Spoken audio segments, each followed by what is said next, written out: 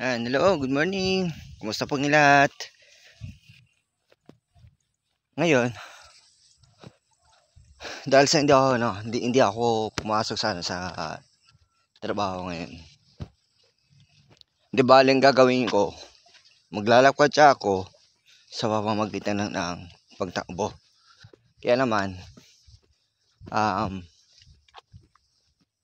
titignan ko ulit sa sarili ko kung hanggang saan nga ba ulit ako makakaabot sa aking paglalakwat sa pamamagitan lang ng pagtakbo. Kasi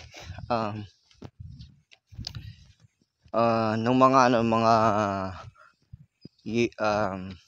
sa mga edad kong edad kong 21 plus, yan, 21 plus until to 25. Yan, pag naglalakwat ako noon, takbo lang. Ngayon, pero ang matindi doon, yung lakwatsang yun, kung saan pa ako na nakakarating. Depende kung ano yung gusto kong targetin, or kung halimbawa gusto kong makapunta ng kabilang region, pwede. Kahit nga wala akong dalang pera, okay. Kasi may mga may mga prutas-prutas naman sa daan. Kain ka lang ng prutas, okay na yan. Ganun lang ako maglakwat siya nun. Pero sa ngayon, dahil sa parang namiss ko tong gawin ka ako, gawin ko. So, ngayon, titignan natin kung saan ako makakarating. Actually, wala akong naisip kung wala akong naisip na target location. Yan. Hindi kasi gaya noon na kung gusto kong pumunta ng kabilang region, magagawa ko yan. Kung gusto kong pumunta halimbawa kabilang probinsya or something pa ikot-ikot lang. Sa ngayon kasi wala pang until now wala pang clear na idea kung saan ko pa talaga gustong pumunta, saan ako ba dadaan. Bastang naisip ko lang sa mga puntong ito, maglakwat siya lang kung saan. Kaya naman, panoorin nyo na lang kung hanggang saan ako makakarating, makakapunta, at kung anong oras ako matatapos maglalakwat siya. Kaya naman, panoorin yung buong video na to, and sana magustuhan ninyo.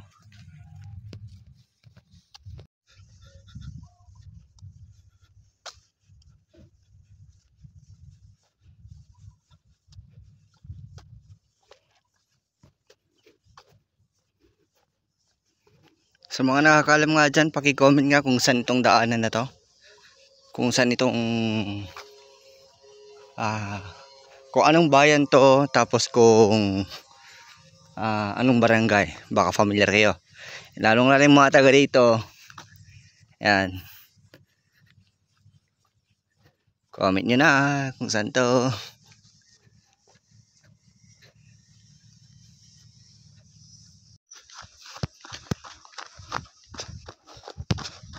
Ay grabe, di ko in-expect na na meron akong dadaanan na ganito.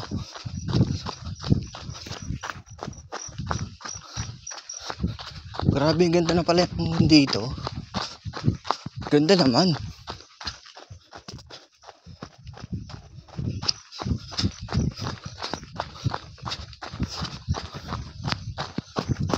Sarap naman tumakbo sa ganitong area. Napapalibutan ka ng mga pananim.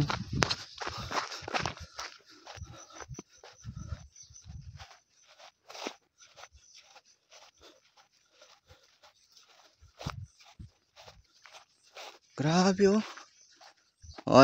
Tara, mag-adventure tayo. Sama kayo sa akin. Sarap mag-training.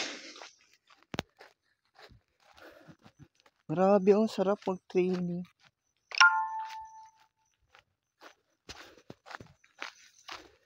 Tara, takbo na. Sa ngayon, dito na tayo sa bayan ng Burgos. Ito dito tayo sa may barangay Dalig Viejo.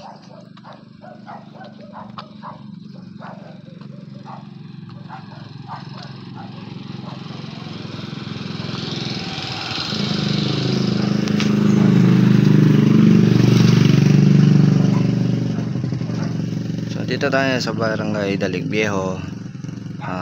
Yun. Ewan ko lang kung mababasa natin yung ano dala. Yan o. Barangay Dalig Viejo, Burgos, Isabela. So ito siya. Oh, may CCTV pa pala yung ano niya oh. Yan. So dito na tayo sa bayan ng Burgos. So shout out po sa lahat ng mga taga Burgos. Yan. Namiss ko din yung tong ruta na ito eh. Papunta doon. Ewan ko lang kung saan ako papunta dyan. Basta ano lang. Keep running lang tayo kung saan tayo tutungo. Depende kung saan yung mood ko.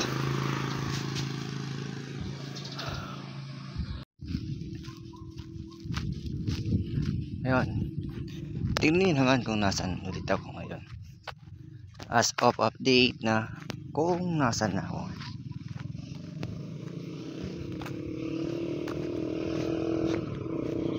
Damn. Salubong bayan ng Marina Mercedes.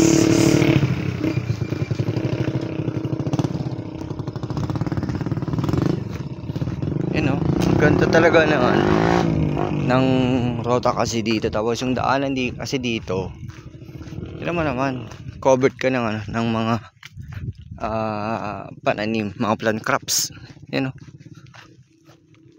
Kaya naman kahit na ganito yung ganito kalakas yung sikat ni haring araw, hindi mo ganong mararamdaman niya kasi meron itong mga pananim na to. Yan, ito mga mais. Ay, dun banda kanina.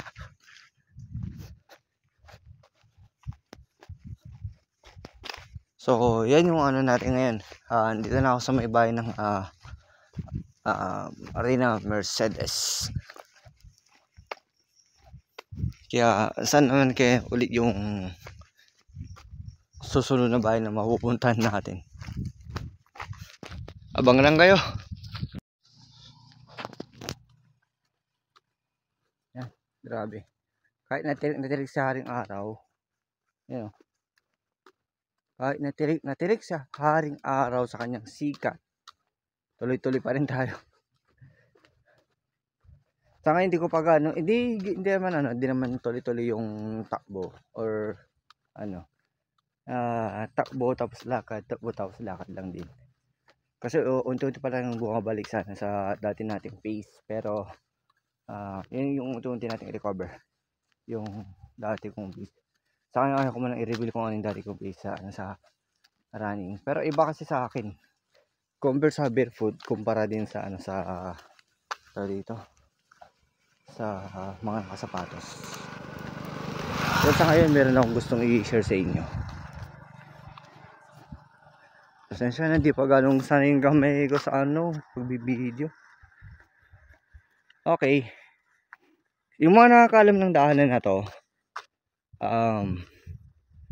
from Barangay Salukong Marina Mercedes papunta dyan, ito papunta yan ng itong daanan na yan, pag ganyan papunta yan sa may Barangay Katabban ng Burgos, Isabela. Tapos itong naman, itong daanan naman ito dito papunta naman to ng Barangay Santiago. Yan, kung makikita niyo yung arko doon may banda, papunta to ng Barangay Santiago. Well, laking gulat ko lang talaga kasi dati pag andun ka pa lang sa banda na iyon, dito sa parting ito, dyan banda dito mamaya, ang dito, ang natatanong mo dati lulusong pababa ka ganyan tapos taas.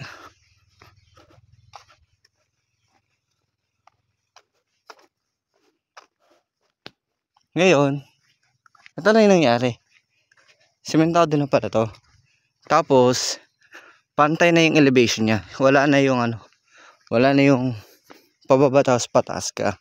Dati natatanong mo yun kahit andun ka pa lang sa malayo, kaya alam mo na yung daanan dito pababa tapos paakyat. Di bale, ito yung area na yon. Ito yung area na iyon na dadaan ka pa ganyan. Tapos pataas. So, ito siya. So, dito nagsimula. Di bale, ito yun. Ito yung tubig. So, pantay na siya ngayon. Dati hindi siya ganyan.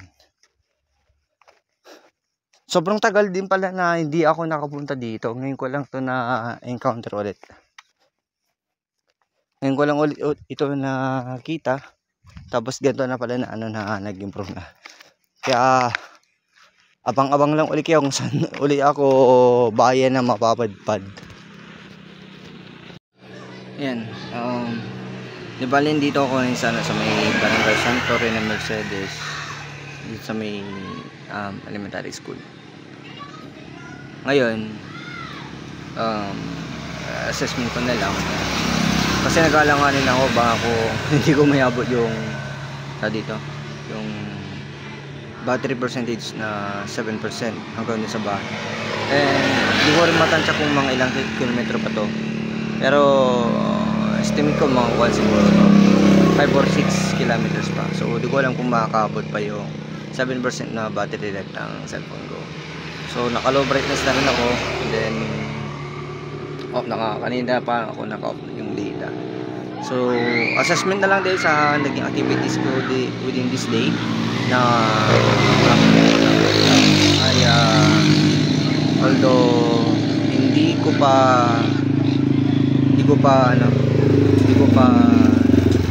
nibalik yung yung dati kong pace. Then dito yung sa dati kong speed, lahat ng mga na gusto ko sana may balik ay failed kong, or hindi ako nagtagumpay na magawa ang mga bagay na yun. Kaya naman sa ngayon to the other day, pagsusumikapan kong may balik yun kasi mga ilang siguro isang buwan na lang. Tama, may isang buwan na lang, then competition na. So pagsusumikapan kong gawin talagang mga ganong klaseng bagay. Kaya naman ewan ko, ang dami kasing some epical things na nangyari within this day. Kaya naman hindi ko siya nagawa ng maayos, hindi ko rin siya na-perform ng maayos. Kaya hoping talaga next time unexpected things to happen kasi ito. So yun lang yung documentary videos ko for this day, and thank you so much po, and God bless po sa atin lahat. Ingat po sa atin lahat.